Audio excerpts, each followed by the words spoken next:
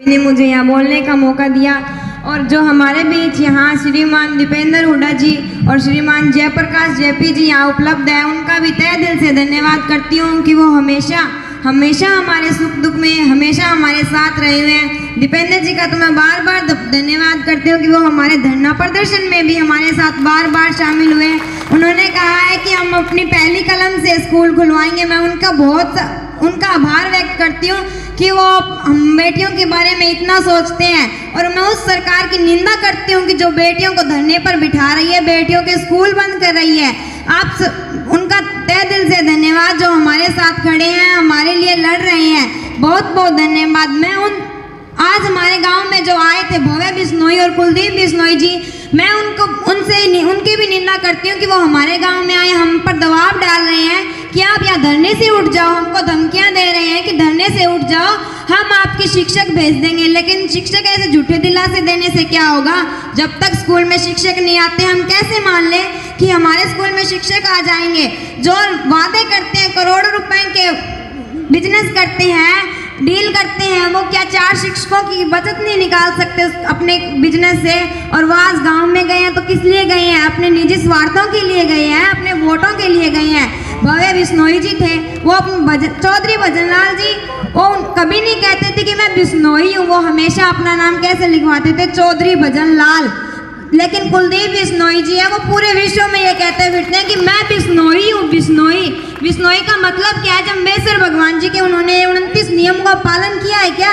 उन्होंने कभी एक नियम पढ़ा है? और आज हमारे गांव में 36 बिरादरी थी, सभी प्रकार के जाति के लोग वहाँ थे, लेकिन उन्होंने किसी की नहीं सुनी। उन्होंने अपने कार्यकर्ताओं और अपने लोगों से बात की है। उन्होंने अपने वोटों की अपनी दाल रोटियाँ सेकने की वो प्रयास कर रहे हैं। वो हमारे शिक्षा के बारे में नहीं सोच रहे। मैं अपील करती हूँ कि आप सभी से अपील करती हूँ कि जो शिक्षा के खिलाफ है उनको अपना भगवान मत मानो। जो कुलदीप बिश्नोई जी को अपना भगवान मानते हैं, अपना पूजा मानते हैं, मैं उन लोगों को मूर्ख कहती हूँ कि वो कुलदीप बिश्नोई जी को कहते हैं कि हमारे भगवान है। मूर्ख हैं वो लोग। अगर बुरा लगे तो लगो, एक बार नहीं 1000 बार बुरा लगो। वो मूर्ख है तो मूर्ख रहेंगे, वो कोई अच्छे व्यक्ति नहीं बन सकते। और 29 नियम कहाँ गए? जम्बेश्वर भगवान जी के बड़े बड़े वादे करते फिरते हैं बिश्नोई हूँ। जम्बेश्वर भगवान के मंदिर में मुकाम जाते हैं, जाने का क्या फायदा है मंदिर में? जब तक पाप नहीं धुलेंगे तो मंदिर में क्या फायदा जाने का? अपने पापों को भी धो दो, अपने पहले खुद में सुधार करो, फिर मंदिर में जाओ और फिर दूसरों के पापों को सुधारने की कोशिश करो। दूसरों को बड़ा कहते फिरते हैं, ये ऐसे है, ये वैसे है। और पहले आपने भी एक वीडियो देखी थी, मैं आपका भाई, मैं आपका बंधु, आपको दिलासा दिलाता हूँ कि मैं बीजेपी सरकार पर कभी विश्वास मत करना। लेकिन आज वो कैसे विश्वास कर रहे हैं? आज क्यों खड़े हैं उनके साथ? क्यों खड़े हैं उनके साथ? और कहते हैं मैंने अपनी गलती मान ली। ऐसे कैसे गलती मान ली? गलती की है तो भुगतान तो करना पड़ेगा। गलती ऐसे मानने से तो मैं भी कह दूंगी कि मैंने तो उस आदमी को मार दिया था, फलाना कर दिया था, ढीगड़ा कर दिया था, और आज मैं माफी मांगती हूँ, जेलर साहब मुझे छोड़ दो। ऐसे गलती मानने से कोई जेलर साहब छोड़ थोड़ी नहीं देगा। गलती की है तो उसको भुगतान करना पड़ेगा। मैं आपसे अपील करती हूँ कि बीजेपी सरकार पर इस बार अपना मतदान करके अपनी बेटियों का भविष्य मत खराब कर देना।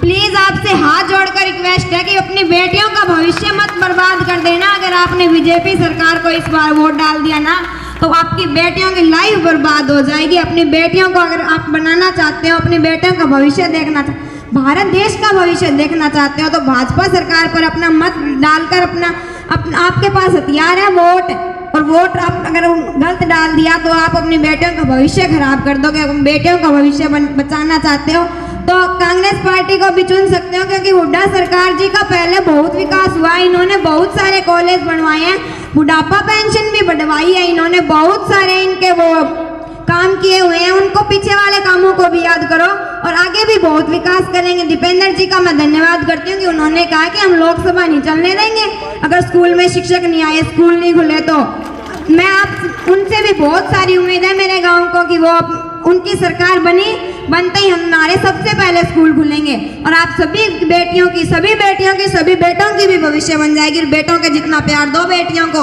तभी आगे पढ़ पाएगा। हमारे बेटियों की रगों में भी तो खून दौड़ सकता है। लक्ष्मीबाई, कल्पना चावला और इंदिरा गांधी अन्य का भी तो खून दौड़ सकता है। कितने क्रांतिकारी थे, पता नहीं किन्हों ने स्वतंत्रता में भी अपनी साथ दिया है। उनका भी तहे दिल से धन्यवाद।